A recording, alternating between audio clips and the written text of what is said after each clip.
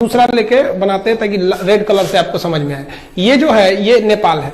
नेपाल एक landlocked country है। Landlocked उसे कहते हैं जो चारों ओर से भूमि से घिरा हो, और ये एक बफर देश है। बफर देश उसे कहते हैं जो दो बड़े देशों के बीच का एक छोटा देश होता है, बफर देश।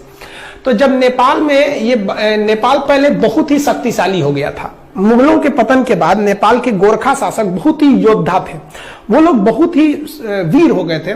उन लोगों ने ये नेपाल की ये जो सीमा है इससे आगे निकल गए। ये क्या किए, नेपाल में इसके अलावे ये लोग सिक्किम को भी ये लोग कब्जा कर लिए। ये वाला एरिया सिक्किम है, सिक्किम को कब्जा कर लिए। सिक्किम के साथ साथ नीचे का ये तराई एरिया है, ये जो तराई एरिया है ये अवध का था, तो नेपाल के शासकों ने अवध का एरिया भी कब्जा कर लिया। फिर ये आगे बढ़ के ये कुमायूं, उत्तराखंड का इधर का एरिया है कुमायूं, कुमायूं को कब्जा कर लिया। इधर गढ़वाल को कब्जा कर लिया। कुमायूं और गढ़वाल को मिला देते हैं तो उत्तराखंड हो जाता है। इन दोनों को कब्जा कर लिया। और यहां थी सतलज नदी और ये थी तीस्ता नदी। तो नेपाल की जो सीमा बन गई वो सतलज नदी से लेकर कहां तक हो गई, ये तीस्ता नदी तक हो गई। ये यहाँ टी लिख देते हैं, तीस्ता, एस फॉर सतलज। सतलज से तीस्ता नदी के बीच में इनकी क्या हो गई, सीमा बन गई। इतना लंबा इनका क्षेत्र हो गया। इन बढ़ते साम्राज्य को देखते हुए ब्रिटिशर्स, उस समय तो हम लोग स्वतंत्र थे नहीं, इंग्लैंड का कब्जा था हमारे ऊपर, तो जो ब्रिटिशर्स थे सब इंग्लैंड वाले, उन्होंने इसके साथ युद्ध कर दिया। उस युद्ध को कहते हैं एंग्लो नेपाल वार, आंग्ल नेपाल युद्ध। यह युद्ध चला 1814 से लेकर 1816 के बीच में। इस युद्ध में गोरखा बहुत वीरता से लड़े, लेकिन अंग्रेजों का हथियार अच्छा था, उनकी स्ट्रेटजी अच्छी थी। अंततः अंग्रेजों की जीत हो गई और 1816 में एक संधि साइन हुआ। उस संधि यानी समझौते का नाम था सुगौली की संधि। अब आपसे क्वेश्चन ये पूछ सकता है कि सुगौली की संधि कब साइन हुई थी, तो देखिए सुगौली की संधि साइन हुई थी 1815 में, याद रखिएगा। और वो इंप्लीमेंट यानी कब उसको अमल में लाया गया, कब से वो लागू हो गया, तो वो 1816 से। तो आप 1816 ही याद रखिएगा क्योंकि उसी दिन से वो लागू हुआ था।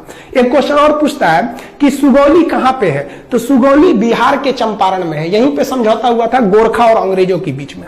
इस समझौते के तहत कुछ बातें कही गई थी, उसको समझिए। इस समझौते के तहत कहा गया कि गोरखा लोगों ने जो गढ़वाल जीता है वो अंग्रेजों को वापस करे, कुमायूं वापस करे, तराई का क्षेत्र वापस करे, सिक्किम वापस कर दे। तो जब ये वापस कर देगा तो नेपाल की तो सीमा बदल जाएगी।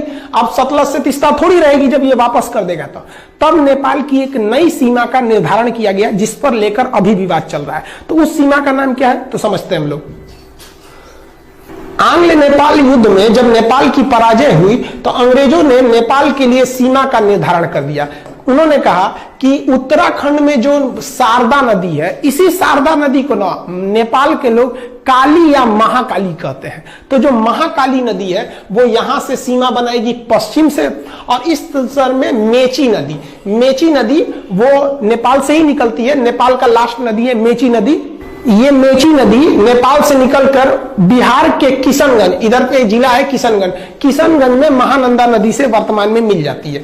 तो ये इधर में महाकाली नदी बॉर्डर बन गया और यहाँ पर मेची नदी बॉर्डर बन गया। इन्हीं के बीच में क्या हो गया भैया, नेपाल हो गया। और नीचे में त्रिवेणी, आप पता होगा बिहार के चंपारण में त्रिवेणी बांध है, तो नीचे में त्रिवेणी नदी। तो ये नीचे का एरिया था, वो विवाद का कारण नहीं है। वर्तमान विवाद का काम महाकाली नदी। तो आप समझ गए। अब बात समझते हैं ये क्या चीज है, काला पानी और ये लेपुलेख विवाद, इस सब के बारे में। तो इतना समझे। अब नेक्स्ट स्लाइड में हम समझते हैं, ध्यान से समझिएगा। ये जो ट्रीटी थी, ट्रीटी को अगर आप ध्यान से देखेंगे इस पे, तो हम आपको समझा दिए थे।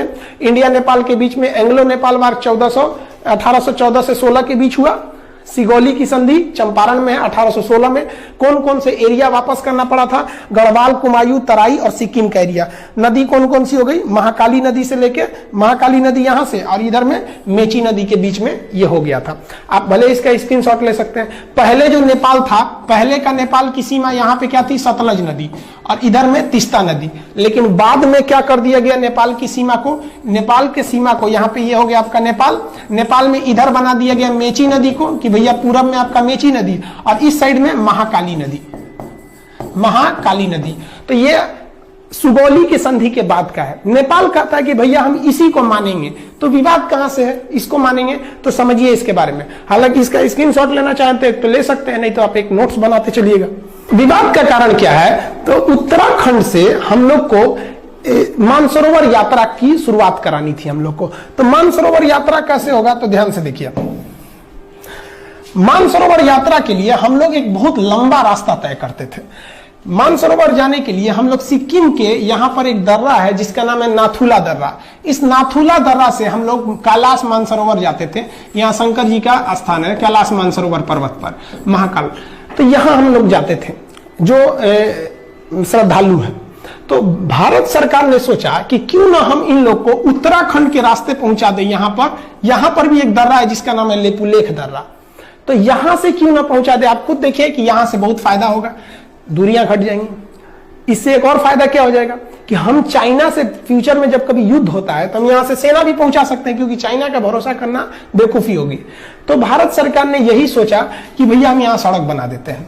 तो भारत सरकार में जितनी भी सीमा पर सड़कें बनेंगी बॉर्डर पे, वो बनाने का काम करता है border road organisation BRO, border road organisation BRO। ये सेना के अंडर में एक संस्था है, यही काम करती है।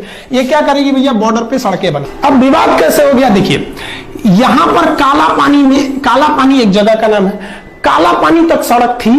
उस सड़क को आगे बढ़ाकर लेपुलेख दर्रा तक लाया गया। यह सड़क की लंबाई थी 80 किलोमीटर।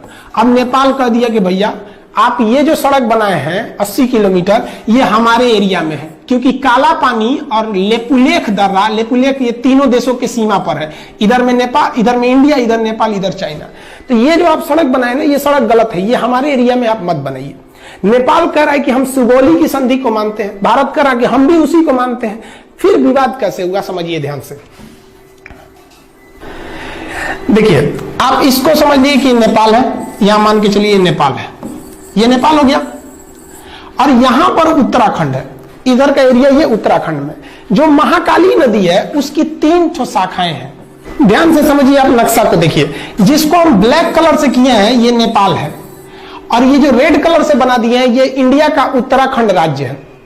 अब सुगौली की संधि कहा गया था कि ये जो ब्लू कलर की नदी आ रही है, ये महाकाली नदी, ये नेपाल और इंडिया का बॉर्डर बनाएगी। दिक्कत इस बात की है कि नदी का उद्गम जो है वो 3 नदियों से मिलकर होता है। एक इधर वाले का नाम है लिम्पियाधुरा, इधर जो है लिम्पियाधुरा, तो सबसे इधर वाला एरिया है लिम्पियाधुरा, इधर में हो गया काला पानी, और सबसे लास्ट में है लेपुलेख, सबसे लास्ट में लेपुलेख। इंडिया कहता है कि जो महाकाली नदी शुरू हो रही है वो लेपुलेख से शुरू हो रही है। कहां से शुरू हो रही है? लेपुलेख से। इसलिए लेपुलेख से जब ये शुरू हो रही है तो इधर का पूरा एरिया मेरा हो गया।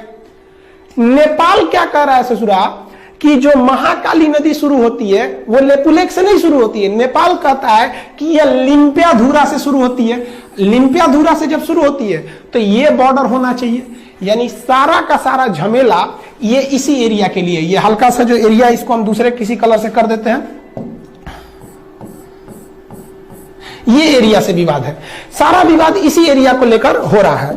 अब आपको बता दें कि ये जो एरिया है, इस एरिया पर पहले से कब्जा इंडिया का है। ये जो ट्राई जंक्शन है तीनों का एरिया, इस पर अधिकार पहले से इंडिया का है। तो नेपाल कह रहा है कि भैया मेरा है, आप खाली करिए। नेपाल को ये गर्मी कहां से है भैया, इतना जुनून जो कभी हमसे आंख मिला नहीं सकता था, आज इतना बढ़ के बोलने लगा। समझिए इसके बारे में। तो ये समझ गए, बॉर्डर रोड ऑर्गेनाइजेशन ने एक न्यू सड़क बनाई थी। कहां से? काला पानी से लेपुलेख तक 80 किलोमीटर। किस लिए? मानसरोवर यात्रा पर जाने के लिए। अब नेपाल ने एक नया नक्शा लगा दिया। नेपाल ने अपने नए नक्शा में लिम्पियाधुरा को, काला पानी और लेपुलेख, यानी ये पूरे एरिया को अपने नक्शा में दिखा दिया कि भैया ये पूरा एरिया नेपाल का है।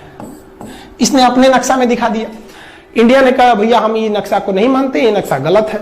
वो कहता है कि नहीं आप मानिए, क्यों नहीं, ये सुगौली की संधि 1816 की बात है।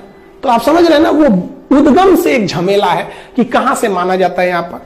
अब थोड़ा समझिए नेपाल ऐसा क्यों कर रहा है।